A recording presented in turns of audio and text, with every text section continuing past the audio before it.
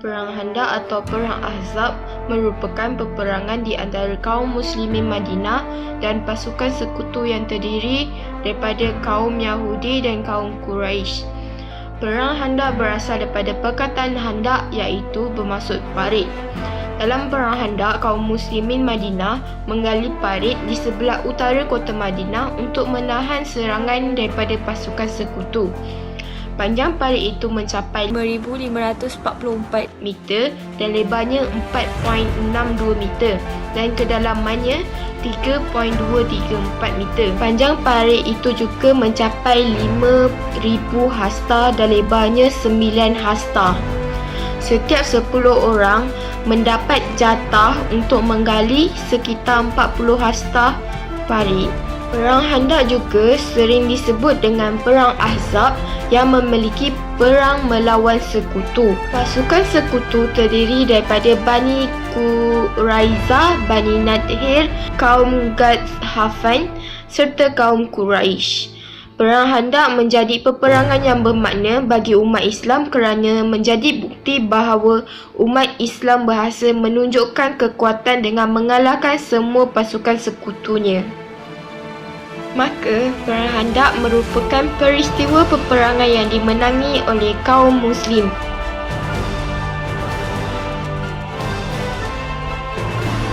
Setiap yang berlaku pasti ada penyebab dan sejarahnya. Begitu juga dengan Perang Khandaq ini. Perang Khandaq atau Perang Ahzab merupakan perang yang terkenal dalam sejarah Islam. Perang Khandaq telah berlaku di Madinah pada tahun 5 Hijriah atau 627 Masihi selepas setahun berlakunya Perang Uhud. Kaum Yahudi telah memikirkan strategi dengan melakukan konspirasi baru untuk mengumpulkan pasukan yang banyak bagi menyerang kaum muslimin. Pasukan sekutu dipimpin oleh Abu Sufyan dan terdiri daripada Bani Sulaim, Kinanah, penduduk Tihamah dan Al-Habish telah berkomplot dengan kaum kafir Quraisy untuk melakukan serangan besar-besaran. Muhammad dah mati. Islam sudah berakhir. Tiada yang akan dibiarkan hidup. Aku serahkan segalanya untuk hapuskan Muhammad.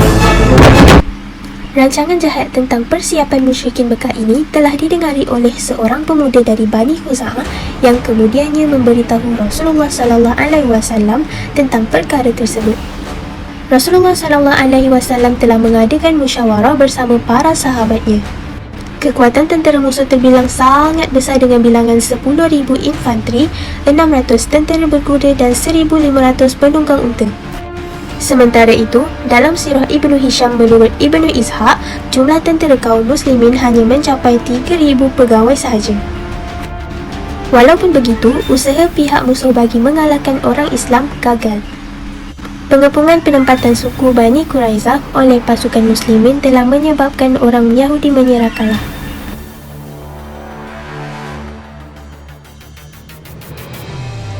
Krisis juga berlaku semasa Perang Khandaq berlangsung, iaitu pengkhianatan kaum Yahudi. Jadinya terlihat beberapa orang kaum Yahudi yang cuba menyusup masuk ke kawasan Madinah yang didiami oleh golongan wanita dan juga kanak-kanak. Perbuatan khianat kaum Yahudi ini sebenarnya dihasut oleh ketua kaum Yahudi itu sendiri, iaitu Huyai bin Akhtab. Siapa Huyai bin Akhtab ni? Huyai bin Akhtab merupakan pejuang yang paling berani dan musuh yang paling kuat kepada Nabi Muhammad SAW. Beliau juga digelar sebagai musuh Allah. Jadinya, perbuatan khianat kaum Yahudi ini telah melanggar perjanjian antara Bani Khuzairah dan Rasulullah SAW. Perbuatan kaum Yahudi ini telah menyebabkan orang Islam merasa kejutan yang amat dahsyat dan amat gerun. Seterusnya, umat Islam menambah lagi barisan pertahanan mereka. Dalam pada yang masa yang sama, Syafiyah binti Abdul Muttalib telah berjaya membunuh mereka dan Bani Khuzairah yang melihat keadaan itu dari jauh telah merasakan Rasulullah telah menghantar tenteranya dari arah belakang juga. Jadi keadaan ketika itu buat umat Islam telah selamat buat seketika. Krisis-krisis lain yang berlaku semasa Perang Khandaq berlangsung ialah ketakutan orang munafik. Pada ketika itu, berlakunya krisis psikologi dalam masyarakat Islam yang hidup dalam tempoh itu. Terdapat ramai orang-orang munafik dalam kalangan orang Islam yang cuba menyebarkan berita yang menakutkan kepada orang Islam. Mereka ini bertujuan ingin menambahkan rasa gerun dan takut dalam diri umat Islam. Jadi dalam Al-Quran sendiri telah menceritakan tentang krisis psikologi yang berlaku dalam masyarakat Islam yang hidup dalam tempoh itu, iaitu dalam surah Al-Ahzab ayat 10 sampai 13 yang bermaksud, masa itu ialah masa tentera musuh datang melanggar kamu dari sebelah hulu dan dari sebelah hilir, tempat pertahanan kamu. Dan masa itu ialah masa pemandangan mata kamu tidak berketentuan arah kerana gempar dan bingung, serta hati pun resah gelisah kerana cemas dan takut. Dan kamu masing-masing pula menyangka terhadap Allah dengan berbagai-bagai sangkaan. Pada saat itulah diuji orang-orang yang beriman dan digoncangkan perasaan dan pendiriannya dengan goncangannya Ahmad dahsyat. Dan lagi masa itu ialah masa orang-orang munafik dan orang-orang yang tidak sihat dan tidak kuat iman dalam hatinya berkata, Allah dan Rasulnya tidak menjanjikan kepada kita melainkan perkara yang memperdayakan sahaja.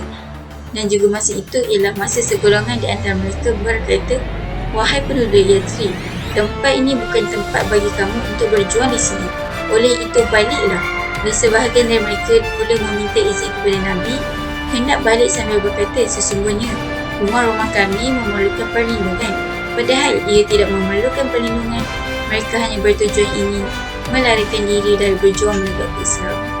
Setelah Rasulullah SAW mendengar berita yang mengkhawatirkan itu, beliau telah menghantar seorang wakil untuk menyiasat sejauh manakah kesahihan berita tersebut. Namun, kabarannya itu telah sampai kepada tentera-tentera Islam yang menjaga barisan hadapan.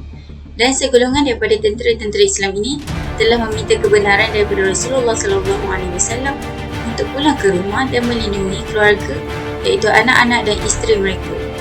Namun Rasulullah SAW bersabda, Allahu Akbar, bergembiralah wahai orang-orang muslimin dengan kemenangan dan pertolongan daripada Allah SWT. Sabda baginda selepas diam seketika. Terdapat beberapa perkara yang menjadi faktor kemenangan Perang Ashab. Antaranya ialah pembangunan parit. Salman Al-Farsi telah mencadangkan agar tentera Islam menggali parit untuk dijadikan sebagai kubu pertahanan supaya dapat menghalang pihak musuh dari mara ke Madinah. Strategi ini telah diambil dari perang zaman Empire Sassan di Parsi. Parit ini merupakan satu pendekatan perang yang belum dihadapi oleh orang Arab Quraisy. Setelah mendapat kesepakatan dari kaum muslimin yang lain, kerja-kerja menggali ini telah dilakukan oleh Rasulullah SAW bersama rakan-rakannya. Orang Yahudi Bani Quraiza telah meminjamkan pelbagai barang kepada pihak muslimin kerana pada waktu itu mereka masih terikat dengan janji bersama kaum muslimin. Setelah bekerja siang dan malam, akhirnya parit itu dapat disiapkan oleh kaum muslimin. Kawasan terbuka di bahagian utara Madinah telah dijadikan tempat untuk mereka menggali supaya pihak musuh hanya boleh menyerang mereka di bahagian utara itu sahaja. Pada awal bulan Syawal, tentera Azad telah tiba di bahagian utara Madinah dan didapati terkejut dengan parit yang mengelilingi Madinah. Mereka cuba mengepung, namun tentera berkuda tidak dapat memasuki Madinah kerana parit tersebut. Setelah 27 hari mengepung, akhirnya stok-stok makanan pihak Quraisy telah habis. Hal ini memberikan tekanan dan kebosanan terhadap pihak Quraisy kerana mereka tidak mempunyai pengalaman tentang mengepung musuh. Seterusnya, faktor kemenangan orang mukmin dalam perang Ahzab juga adalah disebabkan oleh bantuan Allah. Nabi Muhammad SAW serta orang mukmin telah berdoa kepada Allah untuk menewaskan musuh. Lalu Allah memperkenankan doa mereka dengan menghantar angin taufan kepada pihak lawan sehingga kemah mereka diporak-porandakan. Serta Allah menurunkan angkatan tentera dari malaikat yang tidak dapat mereka lihat. Allah telah pun berfirman tentang hal ini di dalam Al-Quran yang bermaksud, wahai orang-orang yang beriman, kenangkanlah nikmat Allah yang dilimpahkannya kepada kamu semasa kamu didatangi tentera Al-Ahzab. Lalu kami hantarkan kepada mereka angin ribut yang kencang serta angkatan tentera dari malaikat yang kamu tidak dapat melihatnya. Dan ingatlah, Allah sentiasa melihat apa yang kamu lakukan. Selain itu, sifat kepimpinan Rasulullah juga telah menjadi faktor kemenangan orang mukmin, di mana keistimewaan perang Rasulullah terletak pada perancangan, pelaksanaan serta penyelesaian perang. Tambahan pula, Rasulullah mempunyai hubungan yang baik dengan ahli pasukannya, membuatkan perbincangan rancangan perang mereka menjadi lebih lancar.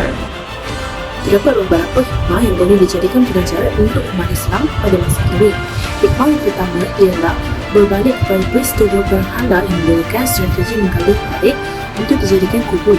Langkah penggalian parit ini telah dicadangkan oleh Salman Al-Farisi yang membuatkan Rasulullah SAW amat tertarik untuk mengaplikasikan dalam peperangan Khandaq. Ini yang menunjukkan bahawa pengetahuan ialah kepunyaan orang mukmin. Oleh sebab itu, kaum mukmin sepatutnya menggunakan ilmu dan teknologi yang ada di seluruh dunia untuk meneruskan kepimpinan yang berlandaskan kemuliaan. Seterusnya, kesamaan taraf antara pemimpin dan rakyat dalam melakukan kerja bersama. Seperti yang berlaku dalam peristiwa perang Khandaq, Rasulullah SAW turut menggali parit Khandaq yang hendak dijadikan kubur perlindungan bersama-sama dengan para sahabat walaupun dalam keadaan yang panas terik. Di sini telah menunjukkan bahawa sifat Rasulullah SAW sebagai pemimpin yang adil dan tidak membezakan antara masyarakat. Hikmah yang ketiga pula ialah kasih sayang Rasulullah kepada umatnya. Ketika Rasulullah terus-menerus menggali parit, baginda tidak makan selama 3 hari. Lalu, salah seorang sahabat telah mempelawa Rasulullah makanan yang tidak banyak, tetapi baginda mengajak semua yang sedang menggali parit tersebut untuk berkunjung ke rumah sahabat itu dan dengan keberkatan Allah, makanan yang disediakan cukup untuk semuanya.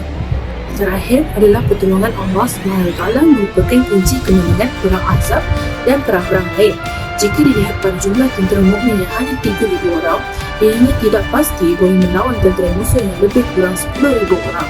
Oleh kerana keimanan yang kuat dan tetap kuatkan tentera mukmin, Allah SWT memberikan pertolongan seperti badai padang pasir yang membuatkan tentera musuh berubah. Maka, Perang Khandaq merupakan peristiwa peperangan yang dimenangi oleh kaum Muslim. Faktor kepimpinan adalah salah satu faktor kemenangan Rasulullah sebagai pemimpin perang pada masa itu, yang memiliki kemampuan untuk menyusun dan melaksanakan strategi yang efektif dan efisien. Strategi peperangan Khandaq terdiri daripada pertahanan dan penyerangan. Faktor kepada penyebab kemenangan ialah sifat-sifat mulia yang ditunjukkan oleh pemimpin perang dalam peristiwa perang Khandaq. Sifat-sifat mulia tersebut ialah pemimpin yang memberikan teladan, memberikan semangat serta mampu ikut merasakan penderitaan dan mampu memberikan ketenangan kepada kaum muslimin dalam situasi yang genting. Nilai-nilai kepimpinan dalam perang Khandaq dapat dilihat dari segi agama dan sosial. Nilai kepimpinan dari segi agama adalah takwa kepada Allah.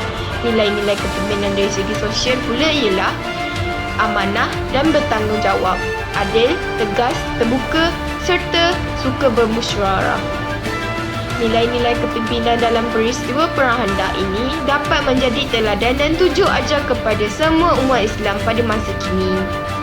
Sekian, terima kasih.